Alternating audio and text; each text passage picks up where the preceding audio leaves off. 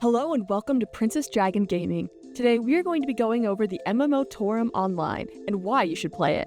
This game is available on PC and mobile. We played on PC, so that's the version we will be covering. This will be a review/overview of the game.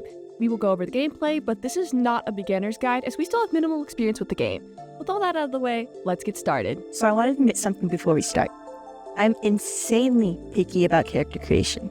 I see it as one of the most important parts of games such as MMOs or life sim games. I'm very happy to say that Toram did deliver for me, at least, when it comes to character creation. There are a couple steps to character creation, so I'll go over them and what they cover quickly. Step 1 allows you to pick your gender, skin color, height, and body. You can either be a girl, a guy, neutral A, or neutral B. From what I can tell, the neutrals give you the opposite gender animations, so you can be a girl character with guy character animations, or a guy character with the girl character animations. This is pretty cool in my opinion for those who wanted more customization to their character. There are 15 skin colors, but I do want to note that most are pretty light. There are 5 different height options ranging from short to tall, and finally you can either have a normal texture for your skin or the fit texture if you want a more muscular body. Step 2 is all about the face. There are 15 faces you can choose from, and 5 different eye textures to make your character's faces more unique. You can choose between 16 different eye colors, and you can essentially mix and match them, since you can give your character heterochromia. Overall, I'm really happy with all the options here. They are varied enough that even though I don't have complete control over every facial feature or color wheel, I was still able to make something I liked a lot.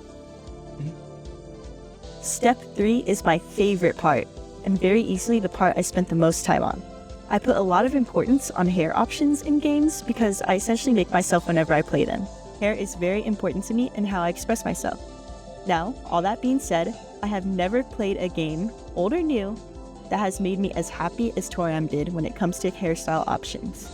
Again, I love this mix and match thing they got going on, as you can choose your character's bangs, the back of their hair, and any tails/add-ons.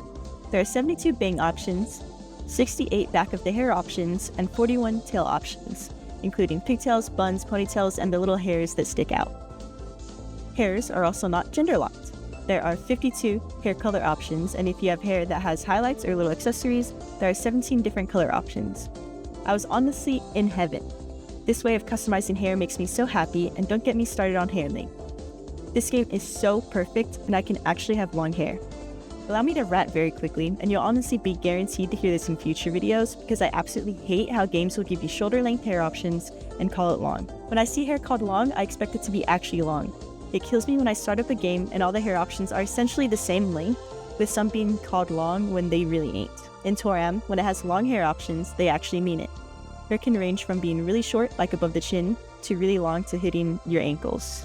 Anyways, with the hair length rant behind us, it is important to note that there isn't really any curly, coily, or texture hair.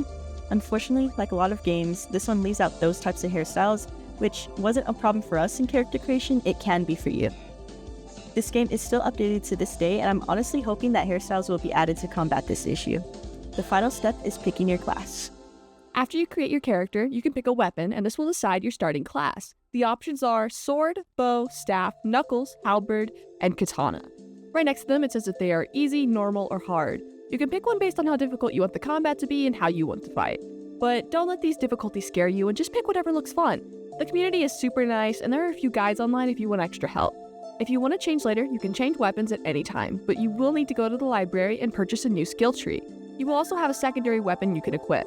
This means you can mix and match classes as well. Another layer of customization is added when you start getting more into the skill trees. I picked a staff for my first playthrough. It's a fun class, but I wouldn't recommend trying to play it solo. I played with a friend, but I would probably die on my own because I'm constantly standing still to cast spells and refill my mana. I picked the halberd class for our playthrough because I thought it looked cool. I usually go with melee weapons anyways, and since Draconic picked a hard class, I chose the other one. I personally really like this class. I put everything into strength and I hit pretty hard. You can also get a good amount of range with this class, which is something I often forget. Your weapon is pretty long, especially compared to other melee classes, so use that to your advantage. There's a lot of different skill trees in this game. Of course you got the ones relating to your class, but you can also unlock more at the library. The library allows you to level up your skill tree so you can get more abilities, or it allows you to unlock more. Skill trees are mostly divided up into the weapon skill trees, buff skill trees, assist skill trees, and the other skill tree, which covers more production skills such as blacksmithing or taming. I really recommend mix and matching your skills to find what's best for you and your team. For example, I put everything into getting powerful attacks, while Draconic is more varied, getting attack and support skills. Another thing you're going to want to keep an eye on is your stats. At the top, it will say what stats are best for your class. Just focus on those, and you can really just ignore the other ones. The combat for this game is pretty simple once you start learning your skills. Add them to your bar, and then just start clicking and using them. Like most MMOs, your character can also do basic auto attacks, the weapon, but it doesn't do as much as your skills. When you want to attack something, just click F to lock on. F is how you will be doing most of your interacting. When enemies are stunned, a white circle appears on them. When that appears, make sure to click on it. Make sure to read into your spells and attacks, however. There are a couple different combos you can do if you do your skills in a certain order, so try to organize your menu bar so you can quickly run through those combos. Other than that, this game plays like any other MMO, so if you play other ones, this game won't be too difficult to get into. Outfits and equipment are a bit confusing. There's armor, which of course makes you stronger by increasing things like your health or stats. This is shown in your inventory as equipment, and you can buy, trade, sell, or create it with the blacksmithing skill. You can have equipment on, but if you have costumes, you can equip them as well, so you can be protected and cute at the same time. Costumes are things you can pull from the avatar shop, either by using orbs or avatar tickets. Orbs can be bought with real money, and getting clothes is essentially gambling, as you pull and hope to get what you want. Remember to check the odds before you spend all your orbs. Luckily, us new players get 11 pulls every day for 30 days when we first join, which allows us to get costume parts for free. That's how I got all of my clothes, and I was able to make a cute outfit pretty quickly. I don't think there's a way to sell, trade, or gift costume pieces, at least we couldn't find a way. There are a lot of different costume banners, and they cycle out either daily or monthly, it seems. There are so many that I recommend waiting to use your orbs or avatar tickets until you see a banner you really want to pull on, since it's a bit better cost-wise, as the costumes comes in multiple different pieces and multiple different colors, meaning you could do 11 pulls and not get the full costume itself or in one colorway. The game has a line of main quests with an overarching plot. The plot is your typical fantasy plot. You have no memory, and now you are an adventurer looking for your purpose in life. At the start, you will get missions from one of the 12 gods to look into miasma and evil dragons. This isn't a game I would play for the plot, but the lore is still interesting. At least the cute outfits and fun gameplay make up for it. In the center of the main city, Sophia City, there's the consignment board. It allows players to sell unwanted items to other players. I'm pretty sure you can buy just about anything except for costumes.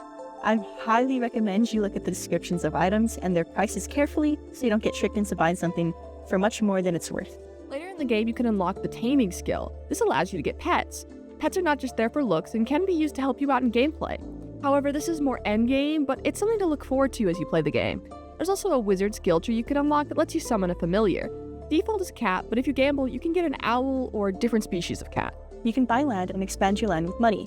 You need at least 10,000 to get started. On your land is where you build your home, keep your pets, garden, cook, sell things through a stall, and play mini games such as fishing. You can leave it as empty as you want, or make it as cute as you want within the furniture limit. Be sure to also visit players' houses, as when we were playing, we were given codes for places with food buffs that made it much easier to fight. The community in this game is super nice. I was surprised to be greeted and helped by so many people in my chat my first day playing. One of the viewers even came in and started giving us a bunch of free shit, and all they asked for was one nut. Genuinely, they were so kind, I felt spoiled. If you ever need help with anything in the game, reach out in chat. Most likely, someone will be willing to help out. I was also told that there are some guilds that like to help out new players, so look into that as well. Play with some friends or get to know other players because it really enhances the experience. And that's all we have to say for now. We honestly really like this game and its community. For one of my first MMOs, I'd personally say this one is really, really good. It's pretty complicated, but watching tutorials and asking for help really saves you. The character creation and customization is also a really big draw in my opinion. You could honestly use the character creator to just make characters. I feel like there's so much to do that it can be a great game for a lot of different people for a lot of different reasons. Now, thank you all so much for watching. Like and subscribe if you want to see more videos like this on our channel. Your support means a lot to us. We are streaming this game on Twitch if you'd like to see more in this game. If you want more game recommendations, we cover a lot of genres, including but not limited to farming, dress up, decorating, dating, etc. Let us know in the comments below what you want us to cover next, and in the meantime, we'll keep looking for more great games to recommend to y'all. Thanks again for watching. Bye bye from us both.